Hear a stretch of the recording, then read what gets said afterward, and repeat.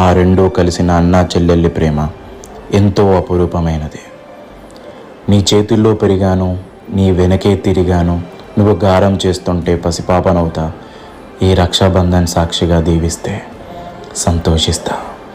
అన్నయ్య నన్ను దీవించు, కలికాలం నన్ను ఇలాగే ప్రేమించు, ప్రియమైన నీ చెల్లెలు అని ఎంతో ప్రేమగా ఆశీర్వాదం తీసుకునే రాఖీ బంధన్ రోజు చెల్లె చనిపోవడం చాలా చాలా బాధాకరం. మన చెల్లెల్ని జాగ్రత్తగా చూసుకునేది హక్కు మనది. వాళ్లకు స్వతంత్రం ఇవ్వటం మంచిదే, కానీ వాళ్ళు ఏం చేస్తున్నారని కూడా ఒక వంతు ఆలోచించడం కూడా చాలా మంచిది. వాళ్ళు చేసేది మంచి పని అయినా ఖచ్చితంగా ఒక మంచి పని వెనుక చెడ్డ లక్షణం చాలా ఉంటుంది.